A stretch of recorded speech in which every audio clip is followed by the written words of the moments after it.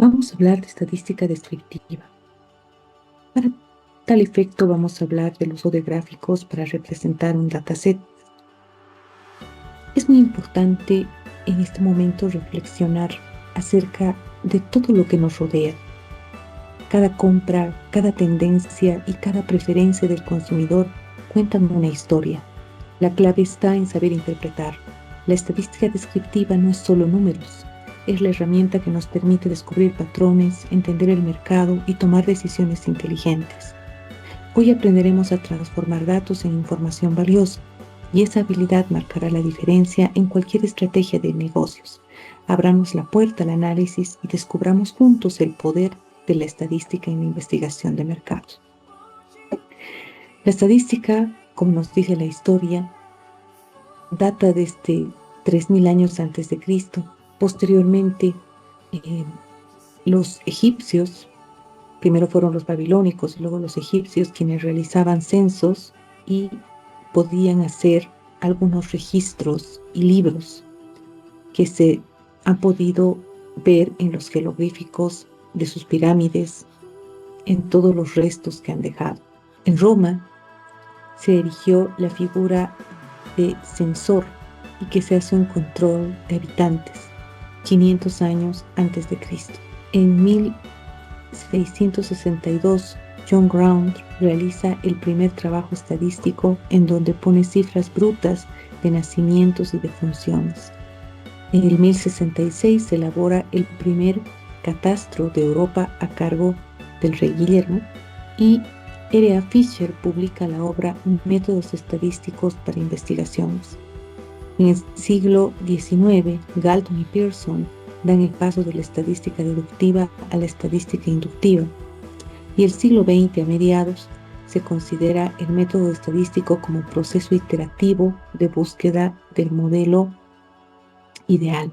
De esta forma fue evolucionando este concepto de estadística y podemos ver una escala que data en la estadística moderna, desde el 1597 hasta 1930, en la que se puede hablar de la teoría de probabilidad que tiene su iniciación a principios del siglo XVII como resultado de investigaciones sobre diversos juegos al azar. El desarrollo que Blaise Pascal hizo en el campo de la teoría de la probabilidad fue su contribución más influyente en el campo de las matemáticas. James Bernoulli en 1954 hace la obra maestra Ars Cognitanti, el arte de la conjetura. También tenemos a un representante del siglo XVI, que fue Galileo Galilei, quien habla del primer problema de probabilidad. En la actualidad, en el siglo XX, la probabilidad fue convertida en axiomas. A este desarrollo axiomático se la conoce como la probabilidad moderna. Acá tenemos varios representantes que hasta el día de hoy los manejamos en la estadística clásica dentro de la enseñanza. Sin embargo, nosotros vemos un cuadro.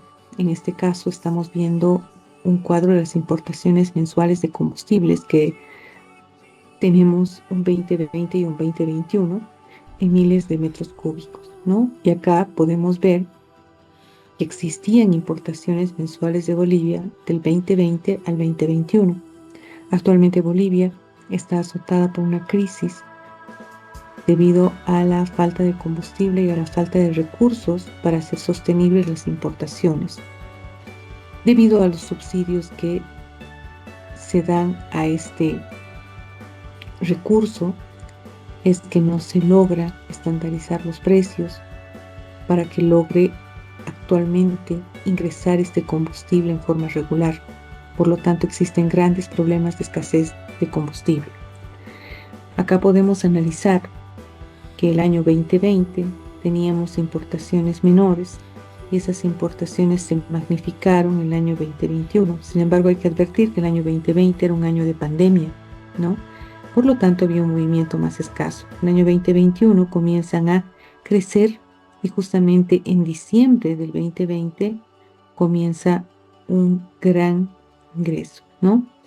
Estamos hablando del diésel, que es uno de los combustibles más importantes para lo que es la circulación de camiones que hacen viajes nacionales e internacionales. Es uno de los requerimientos más grandes de ese rubro, que es el rubro de transporte. Y bueno, la gasolina por su parte también, que normalmente se la utiliza para desplazamientos particulares. Es muy importante ver este gráfico, es un gráfico de barras estadísticas en la que hemos podido apreciar en breves minutos conclusiones muy importantes acerca del combustible en los años 2020 y 2021. En este sentido, esta es una de las utilidades más primarias que se le da a la estadística para darnos una noción. ¿Qué es la estadística descriptiva? No es la rama de la estadística que se encarga de recolectar, organizar, resumir y presentar datos de manera informativa. Permite interpretar datos para la toma de decisiones en diversas áreas de la economía, salud, ciencias sociales, etcétera, etcétera, ¿no? Un ejemplo de esta aplicación podría decir que la estadística es un estudio sobre la estatura, por ejemplo, de los estudiantes de una escuela y se puede calcular la media de esta estatura, la mediana, la moda, que son estadígrafos primarios que se conocen como medidas de tendencia central. Y esto nos va a ayudar a describir la distribución de esas alturas.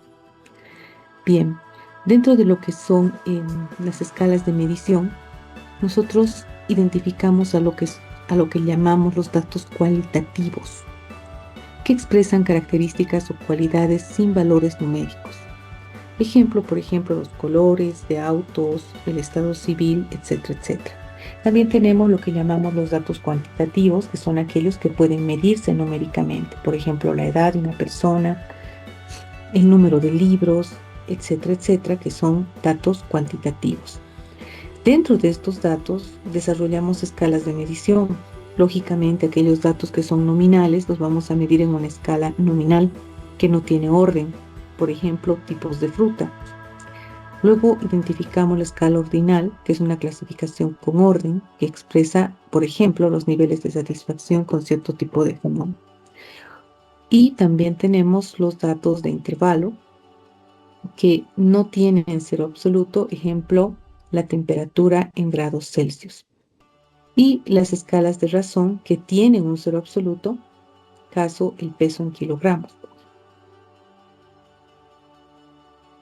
De ahí nacen lo que son las medidas de tendencia central. Las medidas de tendencia central se obtienen sumando todos los valores y dividiendo entre el total de observaciones. Ejemplo, la media, ¿no? Cuando tenemos 5 personas con diferentes edades, sumamos esos datos y lo dividimos entre el número de personas y nos sale un promedio, como en este caso, que es 24. La mediana es el valor central. Siempre hay que imaginarse que estás parado al medio de una distribución y te llamas mediana en ese caso, ¿no?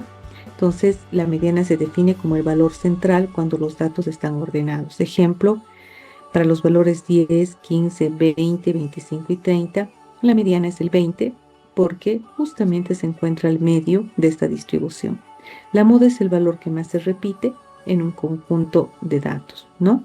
Por ejemplo, en este conjunto 1, 3, 3, 5, 7, 7, 7, 10, la moda es 7 porque es el dato que se repite más. El rango es otra de las medidas de dispersión que se utiliza, ¿no? Nosotros estábamos en medidas de tendencia central, ahora pasamos a lo que son medidas de dispersión, ¿no? Rango. La diferencia entre el valor máximo y el valor mínimo, ¿no? Si tenemos, por ejemplo, 5, 10, 15, 20, 25, el rango es justamente 20, ¿no? ¿Por qué? Porque voy a tomar 5 más 25, tengo el valor máximo menos el valor mínimo, ¿no? En este caso sería 25 menos 5 y eso me va a dar 20. La varianza es el promedio de las desviaciones cuadráticas respecto a la media. La desviación nos mide el grado de dispersión de los datos. Cuán dispersos se encuentran los datos respecto a la media. Nos muestro, la desviación es la raíz cuadrada de la varianza. Por ejemplo, en este caso 1.67, porque si a 2.67 le sacamos la raíz, esto nos va a dar 1.67. Entonces te invito a que compruebes todos estos datos para ir repasando estos conceptos básicos. También tenemos medidas de posición. Una de las medidas de posición ya la hemos mencionado, es la mediana, y divide a la población o a la distribución en dos partes iguales. En este caso, existen otras medidas de posición clásicas que son el cuartil, el decil y el percentil. Como su nombre lo indica, el cuartil divide a la distribución en 4 partes iguales. Los deciles dividen los datos en 10 partes iguales y los percentiles dividen los datos en 100 partes.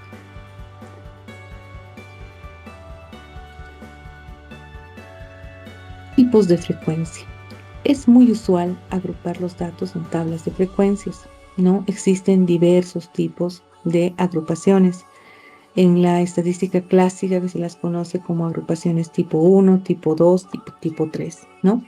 En este caso se está mostrando que normalmente nosotros enumeramos estos datos, sacamos frecuencias absolutas y sacamos frecuencias absolutas acumuladas. Y en este caso, la frecuencia absoluta es el número de veces que aparece un valor en el conjunto de datos. La relativa es la proporción de cada valor con respecto al valor total. Y la frecuencia acumulada es la suma de todas las frecuencias anteriores. Esta tabla es una tabla resumida que lo vamos a ver en cualquier software. Sin embargo, existe la frecuencia absoluta acumulada ascendente, la frecuencia absoluta acumulada descendente, tal como debiste haber llevado en tus cursos básicos de estadística aplicada. Algunos gráficos estadísticos que debemos recordar son, por ejemplo, el histograma, que representa distribuciones mediante barras contiguas. También están el dot plot, el gráfico de puntos, ¿no? Es un gráfico que se utiliza para representar justamente cuántos puntos existen. Por ejemplo, en un diagrama de dispersión, se parece mucho, pero acá va agrupando por puntos, ¿no? Es una representación visual de la frecuencia de datos individuales y cada punto representa una observación y se acumula verticalmente si hay valores repetidos. Luego pasamos a ver lo que es el box plot, ¿no? El box plot es un diagrama de cajas. Se caracteriza porque en este diagrama de cajas nosotros podemos observar 5 atributos fundamentales. El primero, el valor mínimo. Estas rayas, que normalmente se le llaman bigotes de la caja, muestran un valor mínimo y un valor máximo, o sea, el rango. También nos está mostrando el primer cuartil, que es la base de la caja en este caso, y el tercer cuartil, que está acá, en la parte superior. Entonces tengo el cuartil 1 y el cuartil 3. Y esta barra clásica corresponde a la mediana. Todo eso está explicado por acá, ¿no? Y las estrellitas que vemos aquí, los tipos asteriscos, representan los datos atípicos que presenta la distribución, ¿no? Cuanto más alejados estén, son más críticos. Tenemos uno acá y otro acá arriba. Entonces, eso representa aquellos datos que están marcando desviaciones fuertes dentro de lo que es la tendencia de todos los datos de esta caja, ¿no? El diagrama de cajas es una herramienta gráfica utilizada para representar la distribución de un conjunto de datos. Resume 5 estadísticos clave: el mínimo, el más bajo, el primer cuartil al 25% de la distribución, la mediana, el valor central de la distribución, el tercer cuartil al 75% de la distribución y finalmente el valor máximo, ¿no? Entonces, esos son lo que podemos ver. Un diagrama de cajas es de una utilidad extrema. Sirve para graficar datos que normalmente se ajustan a una distribución normal. Entonces es uno de los recursos más utilizados. ¿Qué aprendimos hoy? Es muy interesante que te cuestiones a ti mismo y para eso te coloco un código QR en el que encontrarás una prueba cognitiva en la que tú mismo podrás evaluarte. Gracias.